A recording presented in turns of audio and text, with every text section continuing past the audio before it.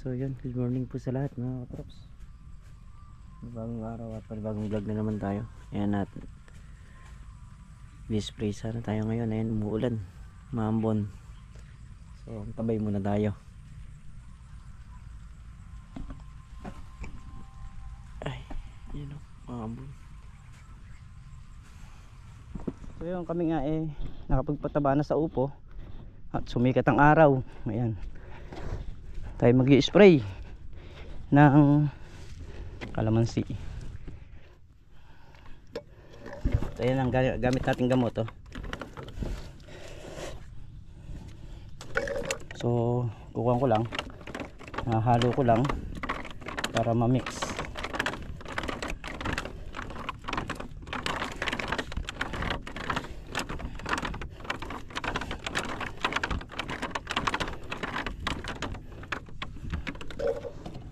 Tapos yung takalan ko muna. Sa lalagyan kulay green, pero dito kulay puti na yan. Yan ang talagang kulay niya, puti.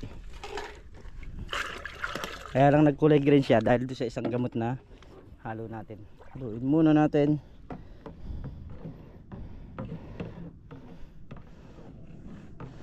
So hindi nagulan-ulan, pwede na tayo sumabog ng pataba. Kaya lang may bagyo tayo, kaya hindi tayo makakasabog mo pa.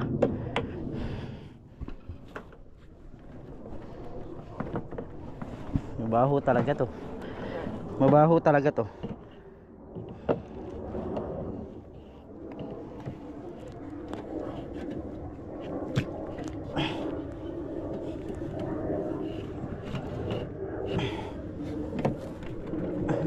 Nakatali na to.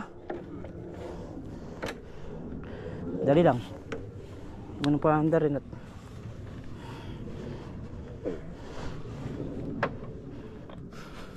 set ko na.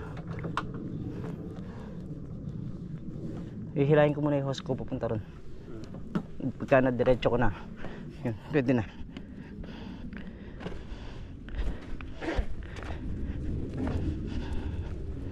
Diretso muna natin yung hose natin.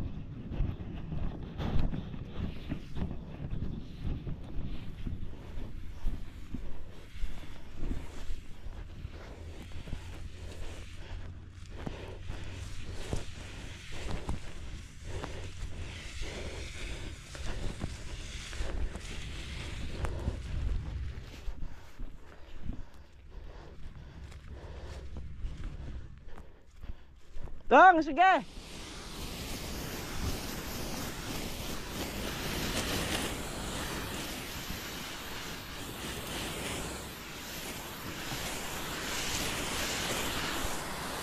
Linis na tayo.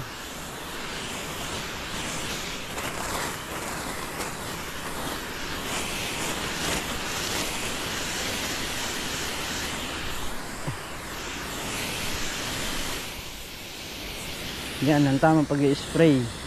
Ang katrops, kailangan makukuha mo lahat yung apat na sulok niya. Yan. Hindi mo man tamaan sa unang arangkada mo, pero pagka lumiko ka, naabutan mo. Yan.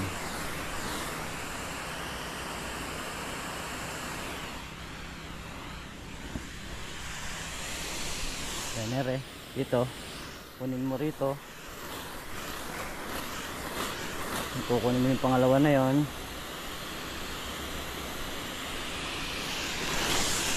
Tapos kukunin mo rito sa side, kukunin mo yon.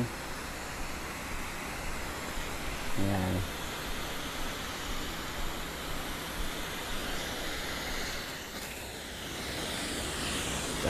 Dito kayo iikot sa isang puno na to.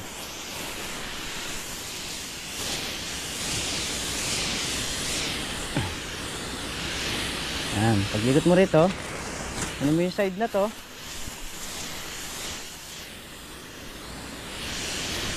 saka may ikutan dito. So kanina hindi ka umikot dun sa kabila ganon, natututukan mo na siya rito. Makukuha mo na yung apat na sulok niya.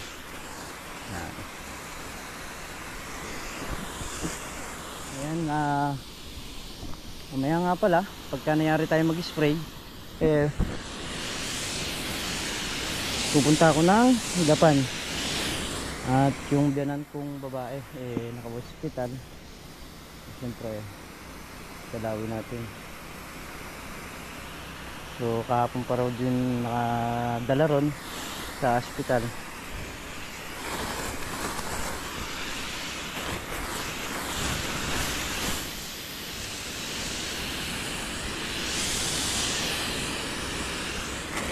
Ayun, kasing binan ko na yun talagang diabetic siya.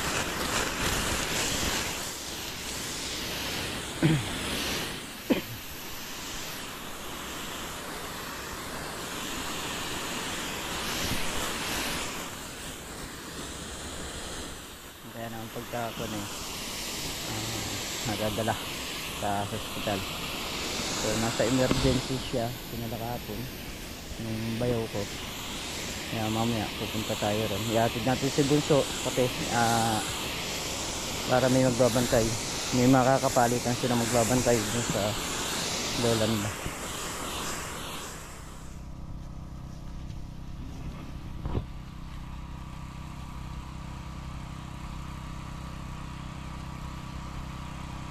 Yan at umpisa na nga. Umpisa na kami sa pagpapabunga ng mga kalamansi, mga katrops.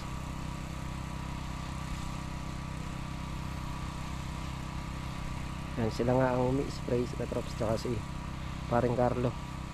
Ako naman yung bantay sa makina. Ito na yung pinakahihintay ng lahat.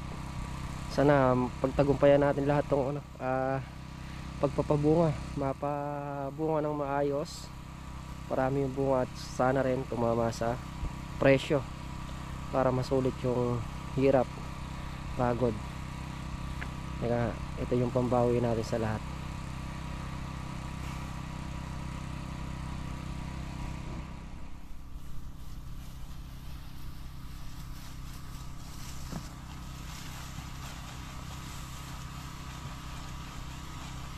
Yun, no? Pinaka-spray talaga, oh.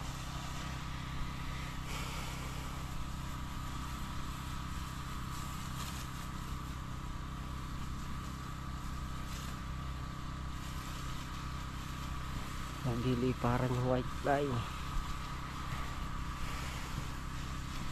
So yung white fly na yan, pati white fly na yan, tanggal yan. Spray na ng madalas, eh.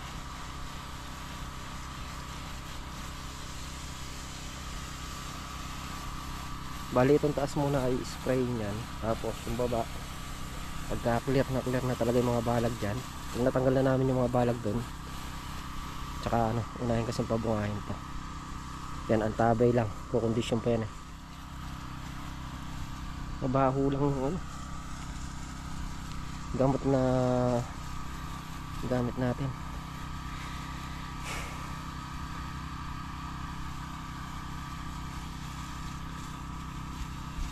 Yan yung gamot na paparami ng bunga.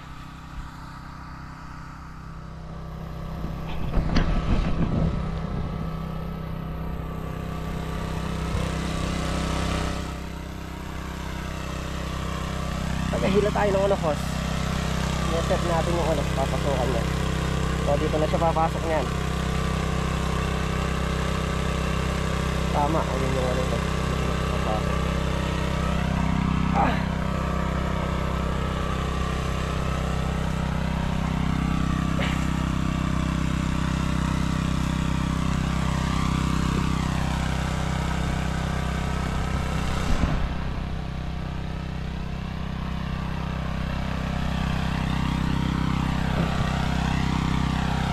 Yan ang trabaho natin, taga alalay.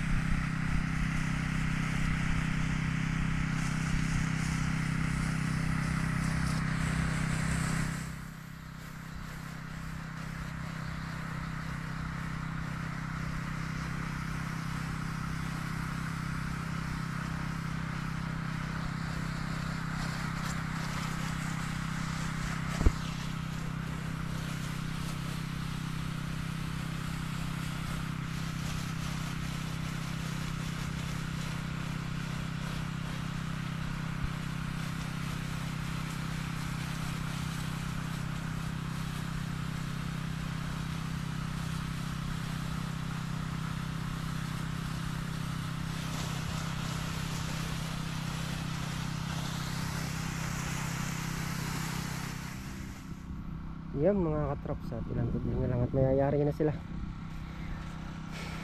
4 na butas yata or 5. Matapos na sila mag-spray. Tignan natin na kung kakasya yung gamot. Pero pagka nabitin ay magkakarga ulit tayo. Matik yun. Mabitin natin di kakargahan talaga yan. Para kung mag-spray eh laging nakahanda na. Nakagayak ng nakagayak. Yung si parang Carlo. Nandun si katrops ayun sa dulo.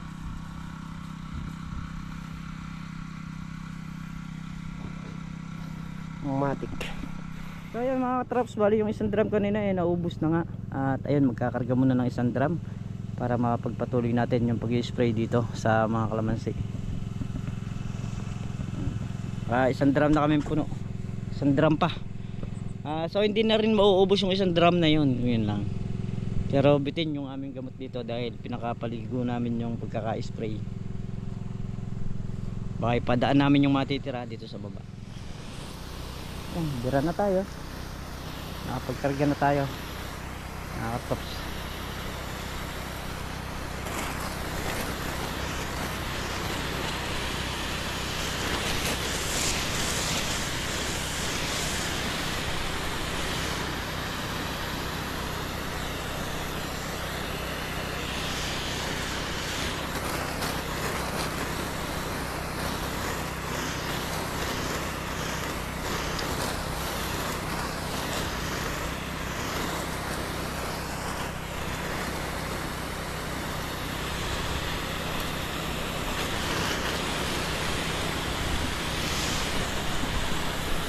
Ay, sumabit. Ay hindi,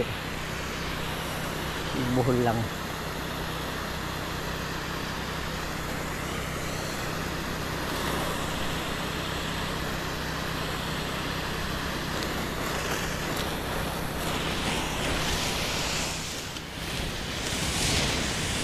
Konti na lang, tapos na.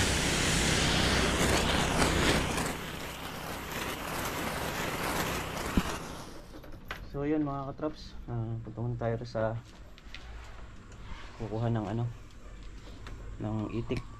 So dun sa pinsan ko yun, yung isang tropa o nakakasama natin dati, siya yung magbababa ng itik ng pinsan namin na galing sa poultry. At isa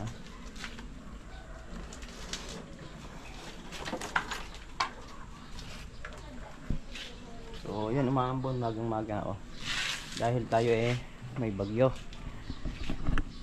Ayan, di tayo tabayan natin kung tayo makapag grass cutter ba, dahil mag grass cutter kami din sa baba. So kahapon galing tayo ng higapan din sa biyanan ko nga na naka-hospital, nasa emergency. So grabe naman pala, napakamamahal ng gamot na sinasaksak sa kanya.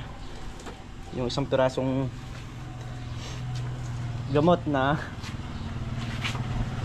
nireseta ng doktor, ang halaga is kulang 2,000, 1,996. So dalawa yung pinabibili. Ayun, ngayon kailangan na naman ng isa pa. Bali 2 na yung nabili nila kahapon. Grabe yung mga gamot. Sabi nga, di baling kumakain ka lang isang beses maghapon, huwag ka lang nagkakasakit. Medyo hapo tayo ngayon. Ay. At ililipat nga sa PJG. So tingnan ko muna tong kukuha ng itik kasi tayo yung kausap doon. Tinulungan natin yung isang kaibigan natin. So yun mga katrops, tayo naglalakad na papunta sa may itikan. Ayan, saka yung may-ari ng itik saka yung kukuha ng itik. Malalaki na rin kalamansi. Ito yung kasabayan natin na kalamansi, mga katrops yan. Ito yung planters dito na nakasama natin dati. Tagal na rin. Huwag ka nang magtatali. Nag-iisa ka dyan. Kayang-kaya. Sige. Kunin ko na yung mga itik dito, no? Pumipita sila ngayon dito ng sitaw. Mga trops.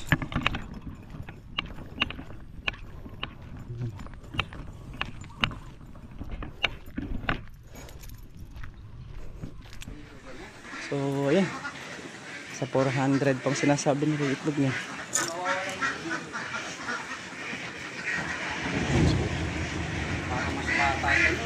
Tignan mo, nakapulot na ako. Oh. Bata nga yan. Sa Pidso. Kita mo na sa tuka, saka ako. Ayun o, may itlog pa rin o. Mas bata ito kaysa sa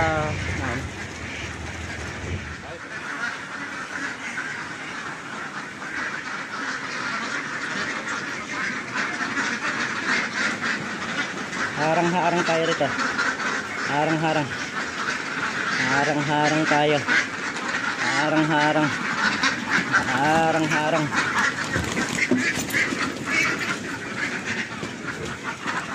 So yun, ganun ang panghuhuli. Dito ako. Dito tayo. At muling itataboy yung mga itik.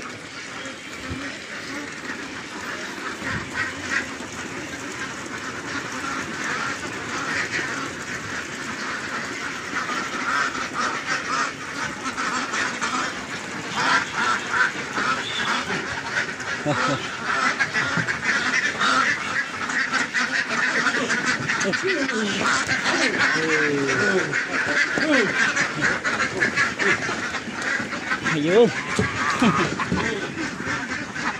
Sige ba? Bilang ulit. Up. So yung mga katrops, bali ito na lang yung natitirang ano. Ay. Ito natin kasi halo pa. Makulit ah. Pilit bumabalik eh. Ayan, may sarahan pala pagka.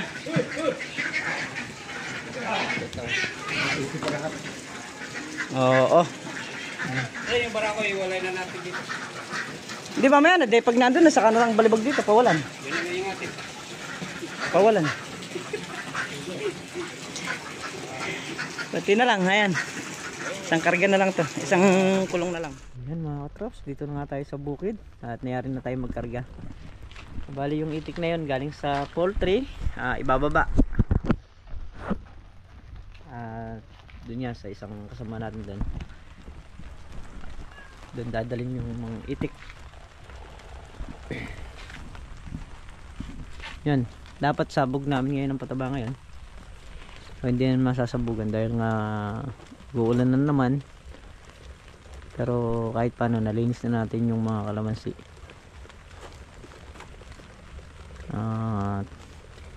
Kaya rin nung pagulan-ulan na to,